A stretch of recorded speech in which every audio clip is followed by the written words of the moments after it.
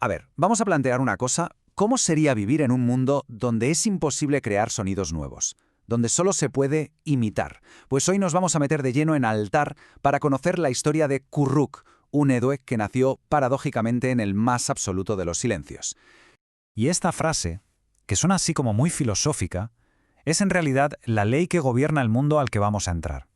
Es, digamos, la sentencia que pesa sobre una raza entera, una raza maldita por el silencio.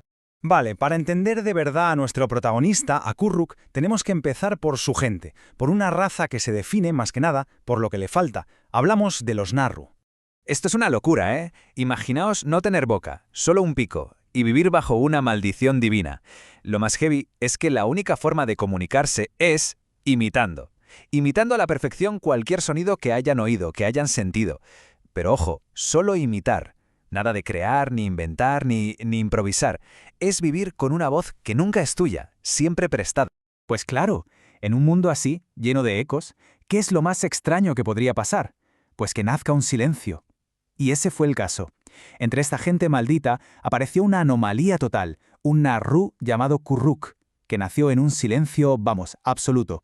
Ni siquiera podía hacer eco de lo que oía. Nada.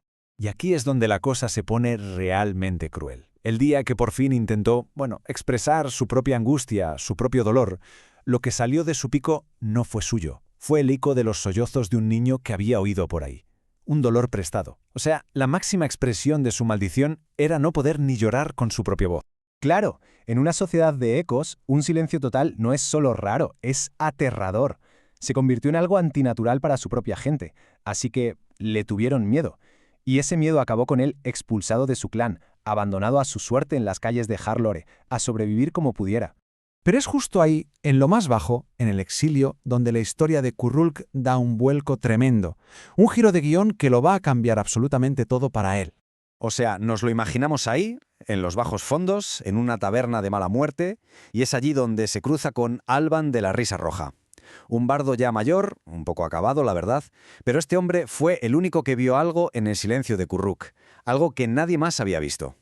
Y pasa lo que tiene que pasar. Alban cuenta una historia y Kurruk, como buen Narru, la repite, pero la repite con una perfección, casi aterradora. Cada nota, cada inflexión, cada matiz, todo clavado, una copia perfecta. Hasta aquí, todo normal para un Narru. Pero aquí viene lo bueno. Justo ahí, en mitad de esa repetición perfecta, Kurruk hace algo. Algo pequeño, deliberado, pero que va a romper las reglas de toda su existencia. ¿Y qué hizo? Añadió una pausa, un silencio que no estaba en el original. Y con ese gesto tan simple, tan pequeño, hizo algo que se suponía imposible.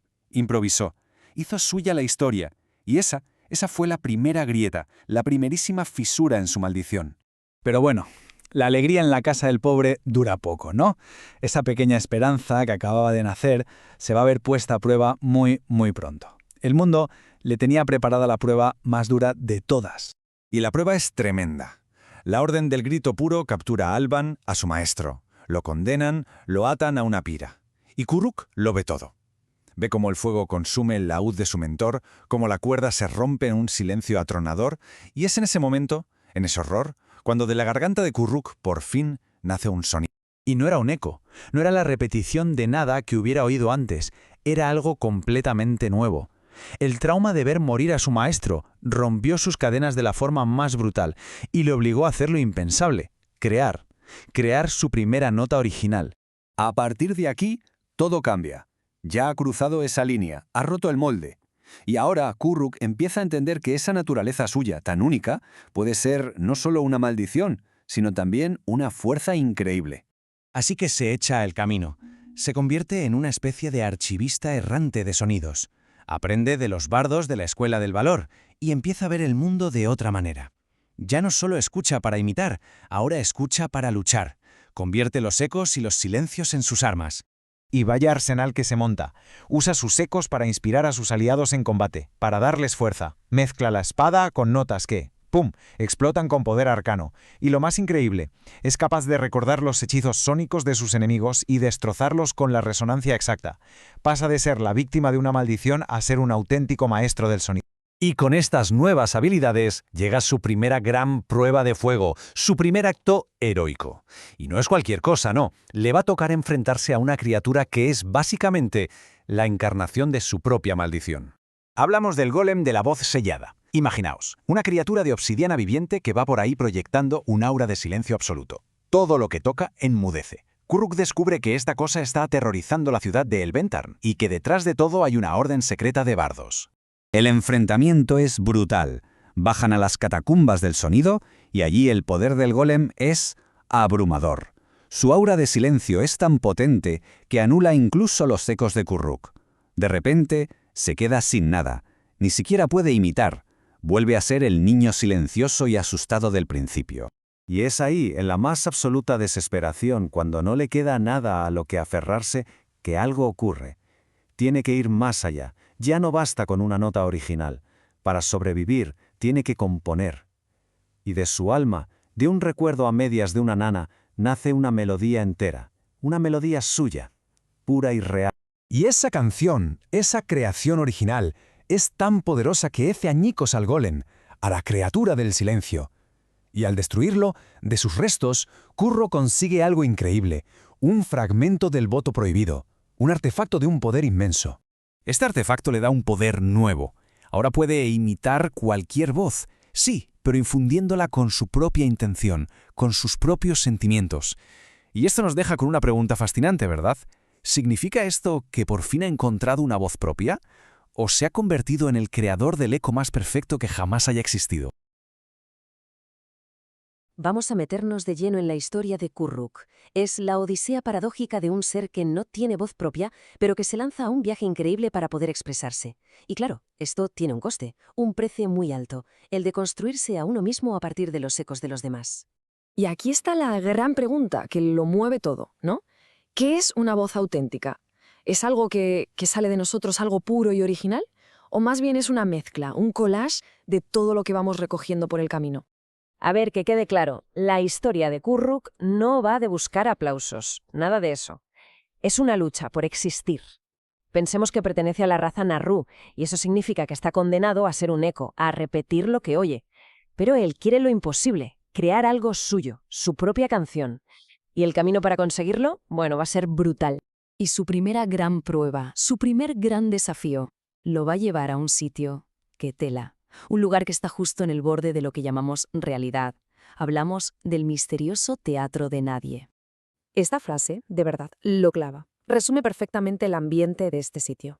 Es un lugar donde la realidad se retuerce, donde una máscara puede ser más sincera que una cara, y donde la verdad, bueno, la verdad depende de cómo la mires. Y lo que lo empuja a todo esto es increíble, no es una demostración de fuerza ni mucho menos. Es un acto de empatía pura y dura. Kuruk imita las últimas palabras de un moribundo, pero lo hace con una emoción tan real que la propia realidad se resquebraja. Y claro, el teatro, que se alimenta precisamente de esas verdades que duelen, lo llama, lo reclama para... Una vez dentro, se topa con el regidor de 1000 rostros, una figura sin cara que le pone 3 pruebas, pero no unas pruebas cualquiera, son pruebas existenciales. Fijaos, primero, tiene que actuar en su propio funeral. Segundo, tiene que interpretar un amor que nunca existió con un fantasma. Y tercero, y quizás lo más difícil, tiene que contar su propia vida usando la voz de un niño al que no conoce de nada. O sea, cada prueba lo fuerza a vivir verdades que no son las suyas. Y aquí está el quid de la cuestión, el gran dilema. Si supera las pruebas, la recompensa es la máscara de los 1000 actos. Una máscara que le permite no solo imitar, sino sentir, vivir el alma de cada voz. Pero, y este es un pero enorme, cada vez que la usa, paga un precio carísimo. Se le borra un trozo de su propia alma, un recuerdo, una parte de quién es. Desaparece. Es el poder absoluto de la empatía, sí, pero a cambio de tu propia identidad. Vale, ya tiene la máscara, pero la cosa no acaba aquí. Su viaje continúa, y ahora lo va a llevar a buscar otro artefacto, y con él un sacrificio todavía más profundo, más personal. El precio que tiene que pagar por su poder se va a volver mucho más íntimo. El siguiente escenario es el Valle Ahogado. Y ojo, no imaginemos un lugar tranquilo. Este silencio no es de paz, es un silencio que aplasta, que oprime. Es como una fuerza que se come cualquier sonido antes de que nazca. Ni ecos, ni palabras, ni siquiera el ruido de tus propios pensamientos. Y una vez más, ¿por qué hace esto Kuruk? No es por avaricia, no busca más poder. Lo hace por una promesa. Se la hizo a Trellin, un bardo sin lengua que sabe muy bien lo que es el silencio. Le pide que encuentre la daga de voz sellada, pero no para usarla, sino para esconderla, para que nadie pueda usarla. Esto nos dice mucho de él. Entiende la diferencia entre tener poder y la sabiduría de no utilizar. Para conseguir la daga tiene que enfrentarse a algo indescriptible. La voz atrapada no es un monstruo de garras y dientes, es una entidad hecha de puros sonidos, de todos los secretos que nunca se contaron, de los gritos que el valle silenció. Una batalla no de espadas, sino de pura fuerza de voluntad. Y si la máscara ya era cara, el precio de la daga es aterrador, porque el pago es inmediato. Cada vez que la usa, una frase de su propia mente, de su voz interior, se borra para siempre. Un pensamiento que todavía no había tenido, una idea que jamás podrá expresar. Es un sacrificio brutal, y a cambio obtiene un poder increíble, el de cortar una voz antes de que se forme, silenciar un hechizo, un grito, antes siquiera de que empiece. Y con todo esto, con la máscara y la daga, llegamos al momento cumbre de su viaje. Todas las piezas que ha ido recogiendo, todos los trozos de sí mismo que ha perdido por el camino, todo converge ahora en una confrontación final. Y su enemigo es el mismo. De repente, es llamado a otro teatro, el teatro sombrío. Un lugar fantasmal, un purgatorio para los que usaron su arte para el engaño. Y allí, en ese escenario de niebla y susurros, se encuentra con un impostor, con un doble. Y aquí está la clave de todo el conflicto. ¿Quién es este impostor? Es el Kuruk que podría haber sido. El Kuruk sin la maldición, un bardo con una voz propia, perfecta, capaz de crear arte sin esfuerzo. Es el ideal, el sueño. Y frente a él, nuestro Kuruk, un ser hecho de retales, de ecos, cuya verdad ha sido forjada a base de dolor y de vivir a través de otros. Y claro, el impostor va directo a la yugular. Le dice, soy el bardo que tú deberías haber sido. Es un golpe bajo, directo a todas sus inseguridades. Básicamente le está diciendo, soy tu versión mejorada, la que no tiene tus cargas, la que tú siempre has soñado ser. Pero la respuesta de Kuruk es brillante. No intenta competir en su terreno, no intenta ser perfecto. En lugar de eso, hace lo que mejor sabe hacer. Canta con todas las voces que ha guardado dentro. Es un coro de experiencias ajenas. No es su vida, pero es la vida que ha sentido, que ha vivido a través de otros. Y esa es su verdad. Y es inquebrantable. Y el final del duelo no es una victoria de uno sobre otro. No hay un ganador y un perdedor. Kuruk no destruye a su reflejo, lo absorbe. Integra a ese yo ideal. Coge su potencial, pero lo ancla en su propia realidad, en su viaje lleno de cicatrices. En ese momento, la máscara se funde con él. Se convierte en parte de su ser. Ahora puede sentir lo que sienten los demás, pero sin perderse en el proceso. Lo que parecía su mayor debilidad, estar hecho de trozos, se convierte en su mayor fortaleza. Así que, al final del camino, Kuruk no encuentra lo que creía que estaba buscando. Su objetivo no era conseguir una voz única, perfecta, que pudiera decir «esta es mía». No, forjó algo mucho más fuerte, una verdad construida con los ecos de los demás, una identidad que no se basa en un yo individual, sino en la suma de muchas voces, en una resonancia compartida. Su poder, su verdadera esencia, no está en quién es, sino en todo lo que ha sido capaz de acoger y contar con honestidad. Y esto nos deja con una pregunta flotando en el aire, ¿verdad? En un mundo como el nuestro, en el que estamos todo el día absorbiendo historias, ideas, emociones de otros, ¿qué significa ser auténtico? A lo mejor, como nos enseña Kuruk, la clave no está en ser 100% original, sino en ser honestos con la forma en la que unimos todos esos ecos que nos componen. Muy buenas. Hoy vamos a adentrarnos en el capítulo final de la épica saga de Kuruk. Sí, ese bardo cuya maldición era también su don, solo podía repetir las voces de los demás. Acompañadme en su última y definitiva canción. Hay una idea que va a ser el corazón de todo esto. Recordar es revivir. Pero olvidar, bueno, olvidar es morir 2 veces. Y es que el viaje de Kuruk nos va a llevar a explorar justo eso, el poder inmenso y también el precio final de la memoria. Y aquí empieza todo, el último gran desafío de Kuruk. Pero ojo, que no arranca con un estruendo, ni con un grito de guerra. No, empieza con un silencio. Imaginaos la escena. A Kuruk le llega una carta. Pero es una carta completamente en blanco. No hay ni una gota de tinta, ni una sola palabra.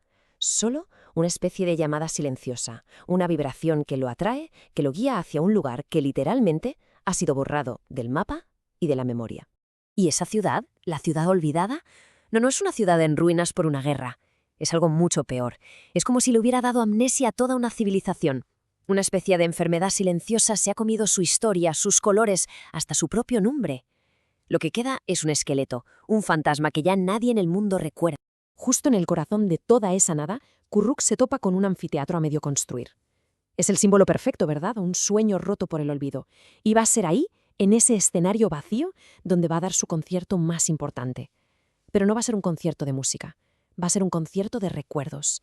Va a usar cada eco, cada voz que ha coleccionado en su vida para intentar despertar el alma dormida de esa ciudad. Pero claro, devolverle la vida a algo tan grande tiene un precio. Y el precio para Kuruk va a ser, va a ser todo. Esto no es un truco de magia, ¿eh? Es un intercambio directo, uno por uno, alma por alma. Por cada color que vuelve a un mural de la ciudad, Kuruk pierde un recuerdo suyo. Una risa que compartió con su maestro se esfuma para que un ciudadano fantasma pueda volver a la vida. Es como si estuviera borrando su propia biografía para poder reescribir la de la ciudad. Y así, poco a poco, llegamos al sacrificio final, al más grande de todos. Justo cuando la ciudad está a punto de recuperarse del todo, Kuruk tiene que entregar lo último que le queda, lo que nos ancla a quienes somos. Entrega su propio nombre. Se desvanece en el aire. Ya no sabe quién es. Y justo ahí, en ese instante de vacío absoluto, cuando ya no queda nada de él, pasa algo. Algo que parecía imposible. El universo, de alguna forma, le responde. Y las reglas del juego, las reglas de su maldición, van a cambiar para siempre. Por primerísima vez en toda su vida, de su pico sale un sonido que no es un eco, no es una copia, es suyo. Una sola nota, pura, limpia, gloriosa. Una nota que nace de ese sacrificio total. Es su voz, por fin su propia voz. Y en el mismísimo instante en que esa nota resuena, ¡zas! La máscara de los 1000 actos, esa reliquia que le daba tanto poder pero que se alimentaba de sus recuerdos, se hace añicos, se desintegra. Es que ya no la necesita, acaba de encontrar algo mucho más real y verdadero. Vale, se ha liberado de la máscara, pero el viaje no ha terminado, ni mucho menos. Ahora toca mirar hacia adentro. Y la siguiente confrontación no es con un monstruo externo, no. Es con el fantasma de la persona que nunca pudo llegar a ser. Así que llega a una torre, un lugar casi fuera de la realidad. Y allí le espera él, el espectro repetido. ¿Y quién es? Pues es básicamente la versión ideal de Kuruk. El Kuruk que podría haber sido si no hubiera nacido con la maldición. Un bardo con una voz perfecta, original, sin esfuerzo, puro talento. Y el duelo que le propone no es de espadas. Claro que no. Es un duelo de canciones. La voz del espectro es perfecta, impecable. Canta sobre la vida de Kuruk, pero con una grandiosidad que el propio Kuruk jamás sintió. Es la perfección técnica desafiando a la verdad ganada con esfuerzo. Kuruk sabe que no puede competir con esa perfección técnica. Así que, ¿qué hace? Responde con algo mucho más potente. No canta solo. Responde con un coro formado por todas las voces que ha salvado, por todos los ecos que ha guardado. Es la sinfonía de su sacrificio. Al final, ¿qué ganan? ¿La técnica o la verdad? Pues la verdad. La verdad siempre resuena más fuerte. Pero ojo, Kuruk no destruye al espectro. Lo absorbe. Lo integra dentro de sí. Une al que fue con el que podría haber sido. Y al hacerlo, por fin está completo. Y ahora que está completo, empieza su última transformación. Su viaje como bardo mortal ha terminado. Pero su canción de verdad, apenas está empezando. Al unificar esas dos partes de sí mismo, Kuruk trasciende. Su cuerpo físico se disuelve, se convierte en pura luz y sonido. Pasa de ser un bardo que recogía ecos a una entidad cósmica. Ahora él es el eco eterno, la memoria viva del universo. Y ahí es donde descubre su propósito final. Ahora reside en un lugar llamado el Teatro de los que no fueron. Es como un santuario en el borde mismo del olvido, un lugar para todas las historias que se perdieron, que fueron silenciadas. Él está allí, como una figura encapuchada, tocando una música silenciosa, una música que no se oye, se siente. Y con su mera presencia, se asegura de que ninguna voz, ninguna historia, se olvide de verdad. Y la historia nos lleva a un último encuentro. Un joven artista, un trovador perdido, se topa con este teatro y ve a la figura encapuchada.